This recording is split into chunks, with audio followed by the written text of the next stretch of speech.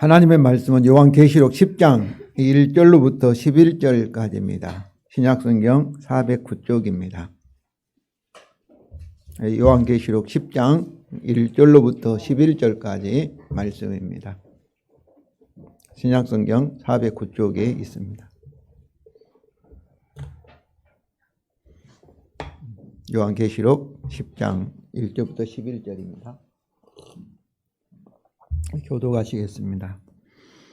내가 또 보니 힘센 다른 천사가 구름을 입고 하늘에서 내려오는데 그 머리 위에 무지개가 있고 그 얼굴이 해 같고 그 말은 불기둥 같으며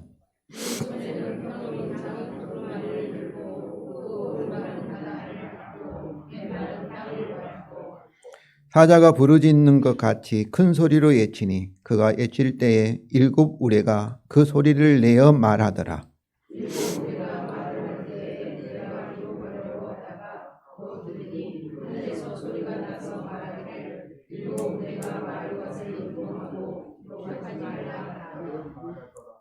내가 본 바 바다와 땅을 밟고 서 있는 천사가 하늘을 향하여 오른손을 들고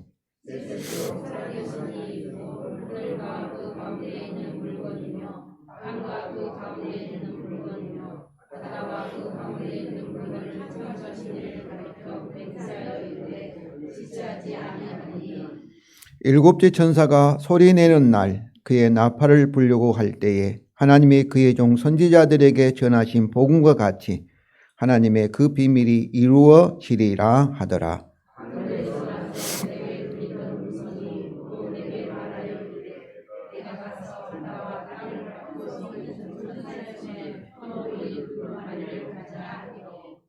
내가 천사에게 나아가 작은 두루마리를 달라 한즉 천사가 이르되 갖다 먹어버리라.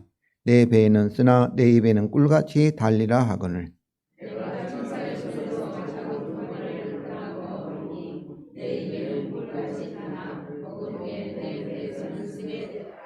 다 같이 읽겠습니다. 그가 내게 말하기를 내가 많은 백성과 나라와 방언과 임금에게 다시 예언하여야 하리라 하더라.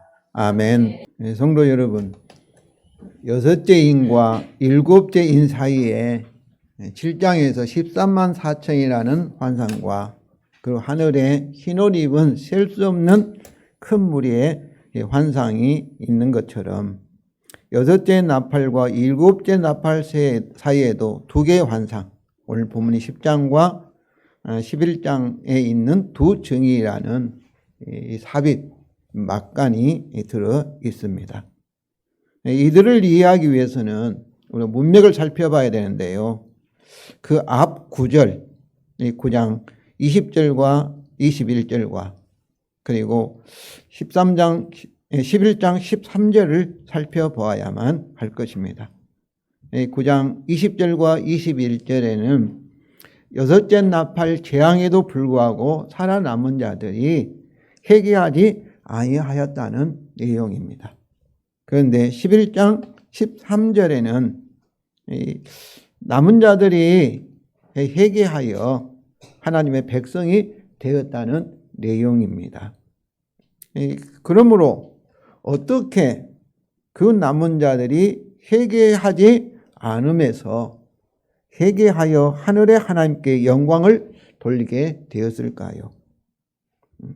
바로 이것의 답은 바로 오늘 본문과 11장에 있는 이 말씀을 통해서 우리가 찾을 수 있을 것입니다. 성도 여러분, 먼저 오늘 본문인 첫째 삽입의 환상인 10장을 통해서 그 답을 찾아보기 원합니다. 첫째로 힘센 다른 천사와 펴놓인 두루마리의 말씀입니다. 1절과 2절은 우리 다 같이 읽겠습니다. 내가 또 보니 힘센 다른 천사가 구름을 입고 하늘에서 내려오는데 그 머리 위에 무지개가 있고 그 얼굴은 해 같고 그 발은 불기둥 같으며 그 손에는 펴놓인 작은 두루마리를 들고 그 오른발은 바다를 밟고 왼발은 땅을 밟고입니다. 여기서 힘센 천사의 모습이 뭐와 같습니까? 부활하신 예수 그리스도와 같은 모습입니다. 그래서 어떤 분들은 힘센 천사를 이렇게 예수 그리스도라고 생각한 분도 있습니다. 그러나 그는 5장 2절의 힘센 천사와 같은 종류의 천사입니다. 여기서 5장 2절은 힘센 천사로 나와 있지만 여기서는 다른 이렇게 알론이라는 이 형용사인데요. 이 알로스 이 말은 사과가 있는데 다른 사과를 말할 때 이 알론을 씁니다. 근데 사과를 말할 때 배를 가리키면 완전히 다르잖아요. 그럴 때는 이 알론이라는 단어를 사용하지 않습니다. 이 알로스라는 단어를. 그러니까 이 다른 이 뜻은 종류와 성질이 똑같은 다른 것을 의미하기 때문에 5장 2절에 힘센 천사가 천사라 한다면은 오늘 이 본문에 힘센 다른 천사도 천사일 것입니다. 그런데 5장 2절의 힘센 천사는 하나님의 두루마기를 전하는 하나님의 천사인데 여기서 힘센 다른 천사는 어린 양에 의해서 열린 두루마리를 요한에게 전하도록 보냄을 받은 어린 양의 천사입니다.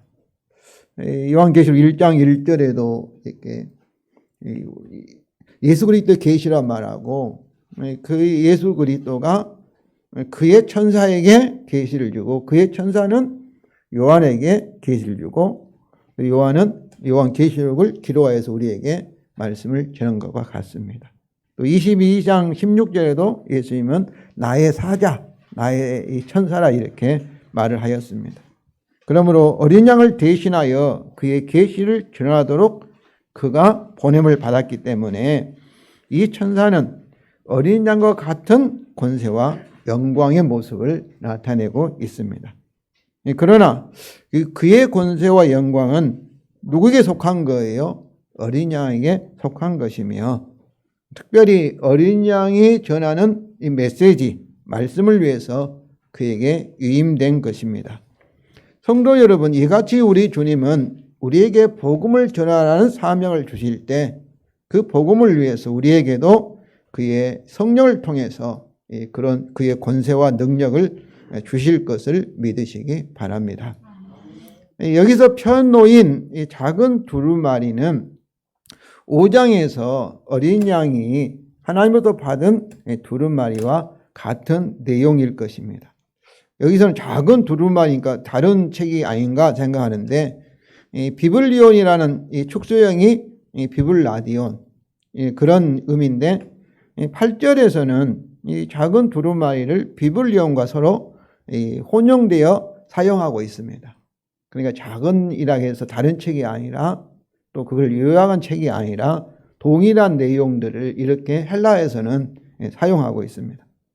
그러므로 여기 펴놓인 작은 두루마리는 5장에서 어린 양이 그리스도가 하나님으로부터 받은 두루마리와 같은 내용입니다. 5장의 두루마리와 여기 두루마리 사이의 차이점은 전자는 7인으로 봉한 상태였습니다. 그 후자는 펴 놓인, 펴 열려서 놓여있는 상태가 다른 점이죠. 이는 죽음과 부활을 통해서 그 두루마리의 인을 떼기에 합당하신 어린 양이 그 7임을 다 떼심으로 이미 펴 놓인 두루마리라는 의미입니다. 그리고 그 오른발은 이 바다를 받고 왼발은 땅을 받고라는 이 표현은 그 천사가 온 세상을 다스리는 그런 환상입니다. 이것은 3번이나 이렇게 반복되는데 오늘 본문에서 펴놓인 두루마리와 서로 밀접하게 연결되어서 5절과 8절에서도 반복되고 있습니다. 그러나 이것은 천사가 온 세상을 다스리는다고 볼 수가 없습니다.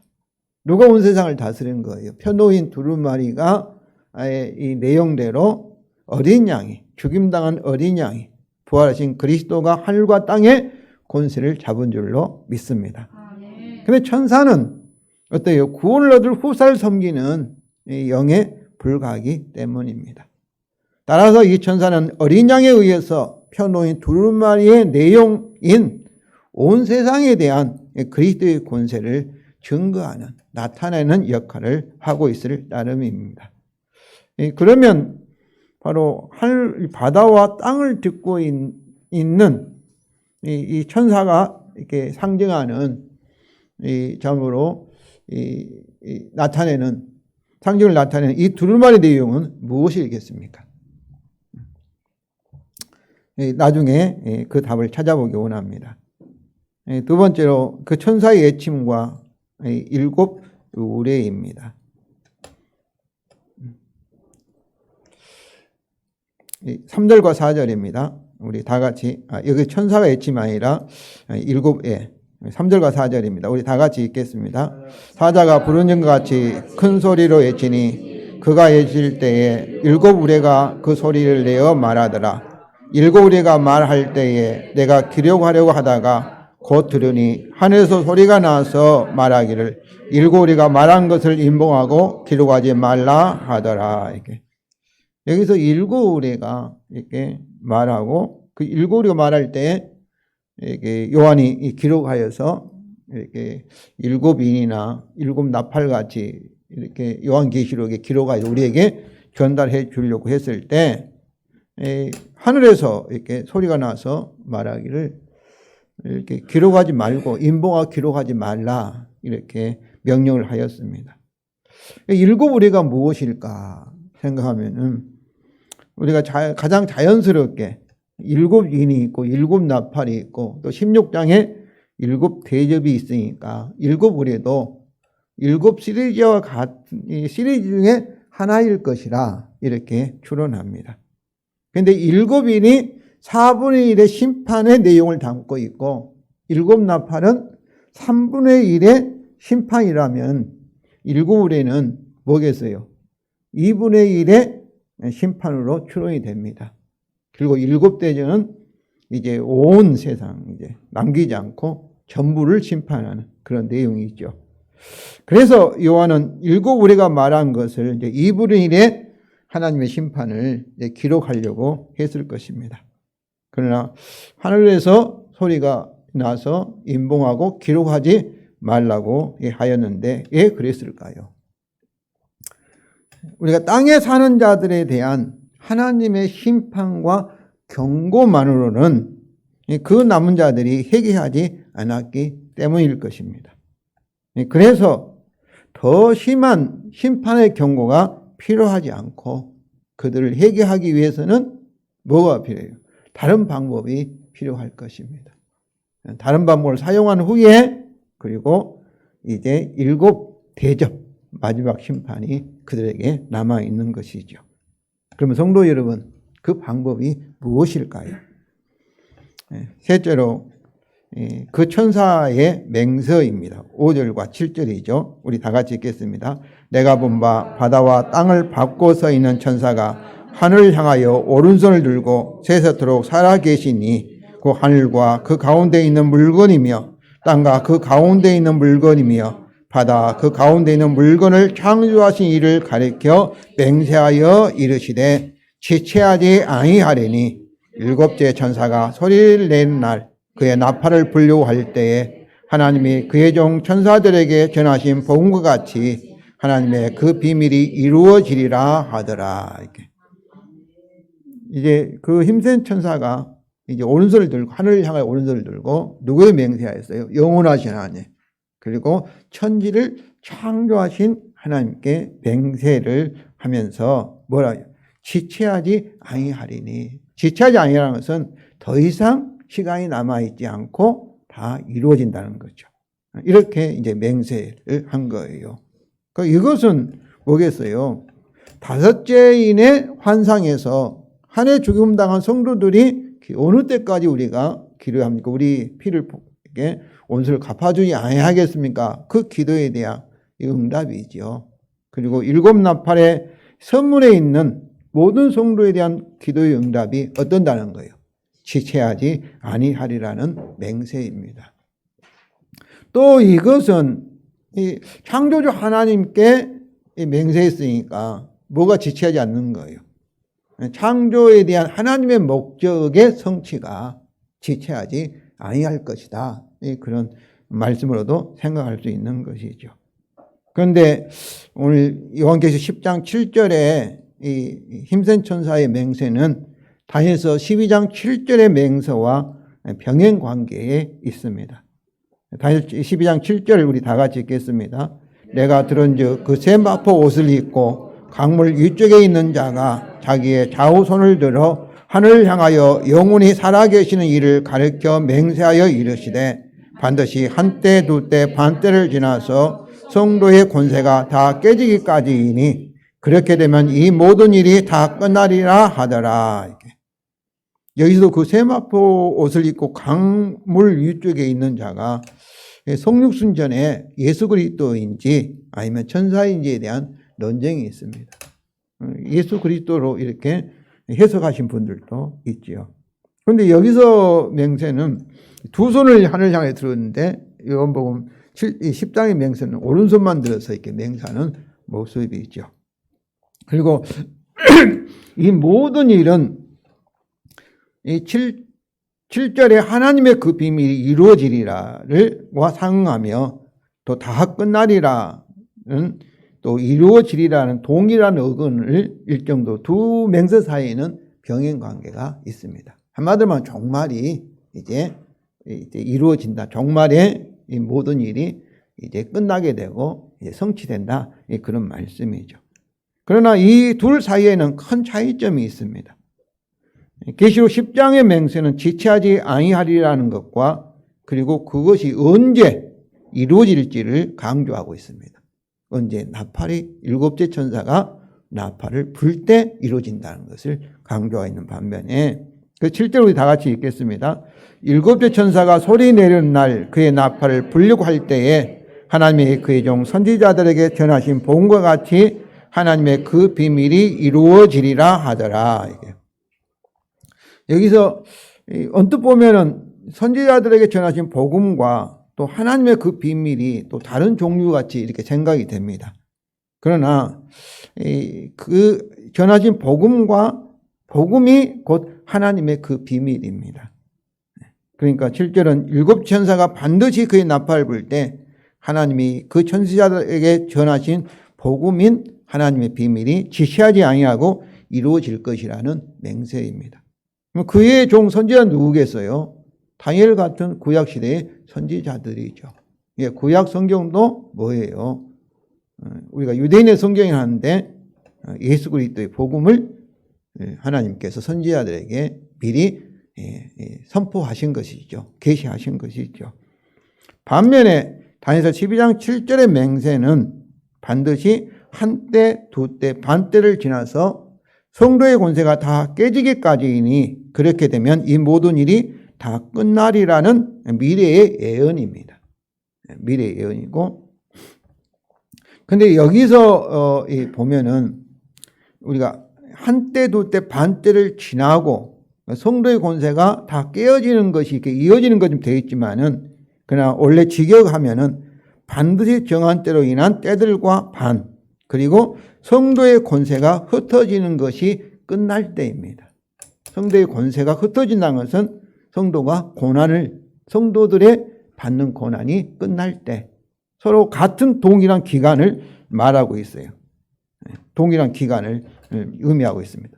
이것은 다니엘 7장 25절에서 적그리스도에 의하여 성도들이 핍박을 받으며 한때와 두때와 반때를 지나리라는 말씀과도 일치합니다. 그러니까 한때, 두때, 반때가 지나서 성도가 고난을 받는 것이 아니라 한때, 두때, 반때 동안에 성도들이 고난을 받는다. 그런 의미입니다. 한때, 두때, 반때 시작은 언제일까요? 그것은 예수 그리스도의 부활과 성천입니다. 계시록 12장 5절과 6절 우리 다 같이 읽겠습니다. 여자가 아들을 낳으니 이는 장차 철장으로 만국을 다스릴 남자다. 그 아이를 하나님 앞과 그 보좌 앞에 올려가더라. 그 여자가 광야로 도망하며 거기서 1260일 한때, 두때, 반때 동안 그를 양육하기 위하여 하나님께서 예비하신 곳이 있더라. 이렇게. 여기 여자는 누구겠어요? 여자는 이스라엘이죠. 여자는 어떻게 보면 이스라엘 대표하는 동정녀 마리아라고 볼 수 있고, 이 아들은 누구겠어요? 예수 그리스도를 가리킨 거죠.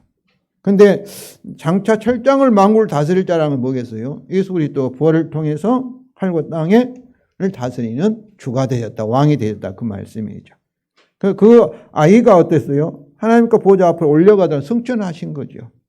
그때 그 여자, 이 이스라엘, 이 그리스도의 몸인 교회는 광야로 도망가고, 그리고 1260일 동안 그를 양육하기 위해서 하나님께서 예비하셨다, 이런 말씀이죠. 그렇다고 한다면은 한때 두때 반때는 예수 그리스도의 재림 직전에 3년 반의 대환란의 기간을 가리킨 것이 아닙니다.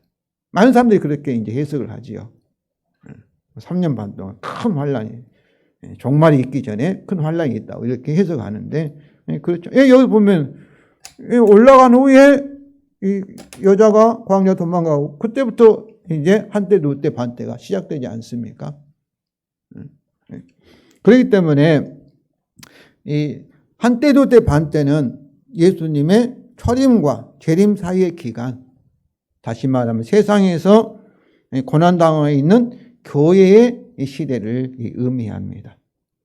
한때 두때 반때가 요한계시록 1260일 42달이라는 이런 참 표현으로 요한계시록에 많이 있는데, 참으로 요한계시록 일관성 있게 초림과 재림 사이의 기간을 가리킨다고 봐야 합니다. 그러면 성도 여러분, 이 두루마기에는 무슨 내용일까요? 그것은 하나님의 그 비밀이고, 또 하나님께서 구약 선지자들에게 선포하신 복음의 내용이며, 또 다니엘서 12장 7절의 맹세에서 그렇게 되면 이 모든 일이 다 끝나리라 말하는 이 모든 일이 끝나게 되는 말씀이죠. 그럼 이 모든 일은 다니엘서 12장 1절과 2절에 있는 것처럼 여호와 날이 정말의 영원한 심판과 구원에 대한 말씀입니다. 또 다니엘서 2장 28절 29절에 후일에 될 일에 대한 하나님의 비밀, 은밀한 일을 느부갓네살 왕에게 이렇게 나타내는 은밀한 비밀이며, 정말의 하나님이 세상의 모든 나라를 멸망시키고 그의 영원한 나라를 세우실 것이라는 예언입니다. 한마디로 말하면 정말에 회복하실 하나님 나라에 대한 하나님의 비밀이며, 그러므로 하나님의 복음입니다. 이것이 하나님 아들 예수 그리스도를 통해서 이루어지기 때문에 이것은 그리스도의 복음입니다. 그러면 하나님의 비밀이 언제 이렇게 계시될까요? 정말의 하나님 나라가 언제 도래할까요? 그것은 그리스도의 죽음과 부활을 통하여서 이미 이루어졌고, 그를 통하여 현재 이루어지고 있으며, 그의 재림을 통하여 완전히 성취될 것입니다. 왜냐하면 하나님의 비밀이 무엇입니까? 그리스도이기 때문입니다. 골로새 1장 27절이고 골로새 2장 2절에 우리 안에 계신 그리스도가 곧 하나님의 비밀, 복음임을 여러분 믿으시기를 바랍니다. 로마 16장 25절과 26절도 요한계시록 10장 7절과 같은 말씀입니다. 우리 다 같이 읽겠습니다. 나의 복음과 예수 그리스도를 전파함은 영세 전부터 감추어졌다가 이제는 나타내신 바 되었으며, 영원하신 하나님의 명을 따라 선지자들의 글로 말미암아 모든 민족이 믿어 순종하게 하시려고 알게 하신 바 그 신비의 계시를 따라 된 것이니. 여기서 감춰졌어요, 하나님의 비밀이. 그런데 어떻게 했습니까? 이제는 나타난 바 되었어요. 예수 그리스도를 통해서 이제 알려지게 되었다, 그 말이죠. 그리고 영원하신 하나님의 명을 따라 선지자 글로 말미암아 이렇게 알게 하셨다. 그러니까 오늘 7절에 하나님께서 그의 종 선지자들에게 복음으로 이렇게 선포하셨다 말씀과 같은 내용이죠. 그래서 그의 신비는 뭐예요? 비밀이죠. 비밀의 계시죠. 그래서 성경에서 말하는 이 하나님의 비밀이라는 것은 창세전에 감춰졌는데, 하나님께서 명에 따라 하나님의 뜻에 따라 계시된 자는 어때요? 알려진 비밀입니다. 성도 여러분, 그것이 복음인 줄로 믿으시기 바랍니다. 지금도 세상 사람들에게는 이것이 비밀로 남아 있어요. 비밀로. 그들이 보지도 못하고 깨닫지도 못하고 알지도 못한 것이죠. 그렇습니다. 어린 양의 죽음과 부활 승천을 통해서 종말의 때에 관한 다니엘의 예언이 이미 성취되기 시작하였고 한때 두때 반때의 정한 때를 지나 그의 재림으로 그 예언이 하나님의 비밀인 복음이 지체하지 아니하고 완전히 이루어질 것을 믿으시기 바랍니다. 제가 계속해서 이렇게 설교 중에 천지가 흔들려도 어때요? 이 새 언약대로 될 것이다. 말씀이 이 맹서의 내용인 거예요. 내 개인적으로나 또 이 역사적으로나 오늘 우주가 언약대로 새 언약대로 될 것을 여러분 믿으시기를 바랍니다. 복음대로 될 수밖에 없는 거예요. 마지막으로 요한의 다시 예언의 사명입니다. 8절로부터 11절입니다. 우리 다 같이 읽겠습니다. 하늘에서 나와서 내게 들리던 음성이 또 내게 말하여 이르되 내가 가서 바다와 땅을 밟고 서 있는 천사의 손에 펴놓인 두루마기를 가지라 하기로 내가 천사에게 나아가 작은 두루마기를 달라 한즉 천사가 이르되 갖다 먹어버리라. 내 배에는 쓰나 내 입에는 꿀같이 달리라 하거늘 내가 천사의 손에서 작은 두루마기를 갖다 먹어버리니 내 입에는 꿀같이 다나 먹는 후에 내 배에는 쓰게 되더라. 그가 내게 말하기를 내가 많은 백성과 나라와 방언과 임금에게 다시 예언하여야 하리라 하더라. 이렇게. 여기서 이 두루마기를 먹는다는 것은 하나님 말씀을 받아서 전한다라는 것을 의미합니다. 에스겔이 이렇게 3장 1절부터 3절을 보면 에스겔도 하나님의 두루마기를 먹고 이스라엘 백성에게 하나님 말씀을 전하는 사명을 받은 것이지요. 그런데 이 두루마리의 전달 과정과 그 결과는 요한의 예언 사역의 사명에 아주 중요합니다. 그 천사의 손에 펴놓인 두루마기를 가지라는 하나님 음성에 따라 요한은 그 천사에게 가서 두루마기를 달라고 하였고 갖다 먹어버리라. 내 배에는 쓰나 내 입에는 꿀같이 달리라는 그 천사의 말씀에 순종하여서 요한이 그것을 갖다 먹어버리니 천사의 말대로 그 입에는 꿀같이 다나 먹은 후에는 그 배에서 쓰게 되었다는 것입니다. 이것은 하나님의 복음을 받아서 그것을 우리가 그대로 기계적으로 전달하는 신분화하는 것이 아니라는 것이죠. 그것을 전하기 전에 어때야 되겠어요? 우리는 그것을 먼저 먹고 소화한 후에 그리고 복음을 그것을 전할 수 있다는 것입니다. 그러니까 이 복음을 먼저 우리가 알고 믿고 그리고 경험한 후에 그것을 전해야 된다는 것이죠. 왜 그러겠습니까?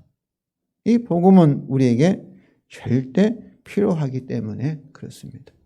그러니까 나와 상관없고 나는 아무런 변화도 없고 그리고 다른 사람에게 전도할 수가 없다는 거예요. 그렇지 않겠어요? 나는 구원받지 못하면서 당신만 구원받으라 이렇게 말하면 그것은 어불성설이죠. 그렇지 않겠습니까? 그러니까 먹고 소화한다는 것은 복음을 잘 이해하는 것이 깨닫는 것이죠. 그리고 실제 복음의 그 말씀이 내게 성령을 통해서 이루어지는 것을 경험하는 것이죠. 하나님의 구원의 능력이 나타나고 체험하고 그리고 내가 경험한 것을 이렇게 전하는 거예요. 그렇기 때문에 입으로만 전하는 것이 아니라 우리 삶을 통해서 세상 사람들에게 보여주는 것이죠. 여기서 먼저 먹고 그 배에서 소화한다는 것은 바로 예수 그리스도와 우리가 연합된다는 것이 않겠어요? 우리는 복음으로 주님과 연합되고 그래야만이 주님과 함께 이 복음을 전하는 것이죠. 그런데 요한이 그 두루마기를 먹었을 때 그의 입에서 꿀같이 달았는데 먹은 후에는 그의 배에서 쓰게 되었을까요? 또 입에 맛있으면 뱃속에 들어갔을 때는 더 맛있어야 되는데 처음에는 이 꿀같이 달았는데 먹은 후에는 그 배에서 쓰게 되었다. 그거 처음 먹었을 때는 참으로 그 은혜에 참으로 구원에 기쁘고 감사하였지만은 그것을 소화할 때, 즉 깊이 이해할 때 그 속에는 뭐가 들어있어요? 우리가 값싼 은혜로 구원받은 것이 아니라는 것이죠. 그 속에는 바로 하나님 아들 예수 그리스도의 십자가의 희생이 들어있는 것을 발견하였기 때문입니다. 우리가 저도 이제 60이 넘고 했는데, 제가 어릴 때는, 결혼하기 전에는 부모의 은혜, 부모 사랑을 어떻게 생각해요? 당연한 걸로 생각해요. 마치 나의 권리인 것처럼. 근데 제가 결혼하고 나이를 먹어보고 또 자녀들 가지고 있어 보니까 부모의 사랑이 그것이 당연한 것이 아닌 거죠. 나를 위해서 참 희생하신 부모의 아버지, 어머니, 그 사랑이 정말로 이 고통, 그 쓰라린 아픔들이 제가 이렇게 느껴지는 것을 볼 수가 있습니다. 마찬가지죠. 우리 하나님이 내 죄를 사하였다, 이렇게 그냥 가볍게 생각하고 난 구원받았다고 좋아하는데, 그러나 깊이 이해하면 그 속에는 정말 엄청난 희생이 들어있다는 것이죠. 아주 비싼 은혜입니다. 우리에게는 기쁨이고 감격이지만 그 속에는 참으로 하나님 아들 예수 그리스도의 엄청난 희생과 고통과 아픔이 들어있다는 것을 우리가 알아야만이 이 복음이 얼마나 우리에게 소중한 것인지, 그리고 이 복음에 의해서 내가 구원받은 것이 얼마나 귀한 것인지, 이 복음을 위해서 내 인생을 희생한다 해서 누가 그것을 갚을 수 있겠습니까? 성도 여러분, 무엇으로 우리가 이것을 보상할 수 있겠어요? 돈으로요? 저는 생각해 보았습니다. 내가 앞으로 다시 태어나서 참으로 이 복음을 통한 예수 그리스도의 십자가의 대속의 죽음을 통한 이 하나님의 구원의 은혜에 갚으려 한다면은 내 인생을 100번 희생한다 할지라도 다 갚지 못한다고 생각합니다. 이 복음을 먹고 저 배에서 이 쓰라린 하나님의 고통, 아픔을 우리가 안다면은 우리가 복음을 위해서 순교한다 할지라도, 남아있는 내 인생을 복음을 위해서 전적으로 내가 희생한다 할지라도 이 하나님의 이 고통, 이 희생을 우리가 보상하지 못한다고 저는 생각합니다. 여러분 그렇지 않습니까? 우리가 복음을 위해서 내 자신을 드리는 것을 아깝다고 생각하는 사람은 아직도 복음이 얼마나 귀한 것인지, 십자가를 통해서 하나님께서 우리를 죄사함을 해주시고 우리를 구원하신 것이 얼마나 소중한 것인지를 아직도 발견하지 못한 사람일 것입니다.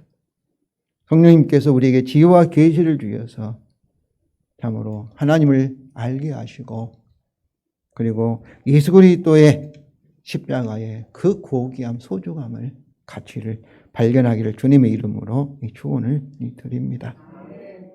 이처럼 그것을 먹고 그 입에 달았는데 그 입에서 쓰게 된 것을 경험한 요한은 네가 많은 백성과 나라와 방언과 임금에게 다시 예언하리라 하리라는 천사의 명령을 받았습니다. 요한계시록 많은 백성과 나라와 방언과 임금, 이 사중적인 것은 온 세상을 의미합니다. 임금이 언급된 것은 임금도 하나님 말씀을 들어야 할 대상임을 강조하고 있습니다. 지금까지 예언자로서 예언하였던 요한에게 다시 예언하리라 하리라는 것은 그가 그 두루마리에 복음을 먹었기 때문입니다. 성도 여러분, 이처럼 하나님의 복음을 받아서 먹는 자는 반드시 어때야 되겠어요? 그것을 전해야 합니다. 이러한 요한에게 주어진 예언의 사명은 복음을 받아서 먹는 우리에게도 반드시 감당해야 할 사명입니다. 요한은 우리에게 복음의 부르심의 하나의 모델입니다. 그러므로 두 증인의 환상은 10장의 연속입니다. 성도 여러분, 우리는 어떻게 나팔의 심판에서 남은 자들이 회개하지 않음에서 회개하여 하늘의 하나님께 영광을 돌리게 되었을까라는 질문으로 본문을 살펴보았습니다. 그 답이 무엇이었나요?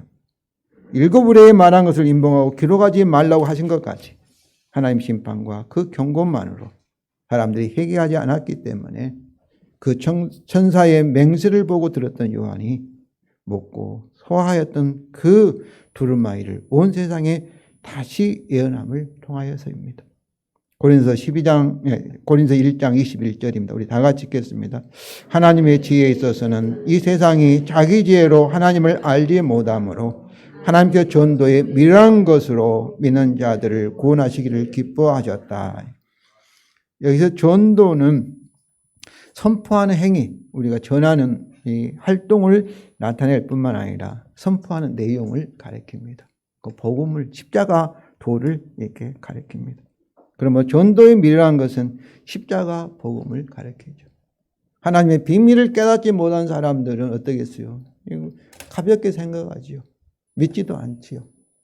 비밀로 남아있죠. 또 우리 정말로 입에서만 이 복음을 맛본 사람은 가볍게 생각하겠지요. 그러나 이 복음 속에는 엄청난 하나님의 희생이 있고 정말로 그 희생을 통한 하나님의 사랑을 아는 사람에게는 이 복음이 하나님의 능력이고 하나님의 최고의 지혜인 것을 알게 될 것입니다. 그렇습니다. 하나님은 우리의 전도에 미련한 것으로 회개와 믿음을 통해서 사람들을 구원하시기를 기뻐하십니다. 믿으시기를 바랍니다. 그렇다면 우리가 어떻게 해야 할까요? 우리도 요한같이 먹고 잘 소화한 어린 양의 복음을 반드시 세상에 다시 예언하여야 할 것입니다. 이것이 우리가 세상에 살아가는 이유입니다. 그리고 우리가 세상에서 해야 할 최고의 목적이고 사명입니다. 다른 것은 이것을 위해서 존재하는 수단일 뿐입니다. 직업을 갖고 우리 결혼하고 뭐 한 것도 공부하는 것도 다 이 전도를 위해서. 성경은 그렇게 되어 있습니다. 성경은 그렇게 되어 있습니다. 이것을 위해서 자신을 희생한 사람은 그 사람은 최고의 참으로 인생을 사는 자입니다. 최고의 삶을 사는 자입니다. 하나님은 그렇게 보고 계시고 그렇게 평가하실 것입니다. 특히 천사의 맹세와 같이 종말의 시간이 얼마 남지 않았기 때문에 이것은 우리가 해야 할 시급한 사명입니다. 예를 들어서 우리 이윤두 선교사님도 가족을 떠나서 러시아로 내일 출항할 줄로 믿습니다. 성도 여러분, 매일 어린 양의 복음을 3번 이상 먹으시면서 또 생각하시면서 그거를 가지고 기도하시면서 그것을 반드시 세상에 전하시는 여러분 되시기를 주님의 이름으로 축원을 드립니다.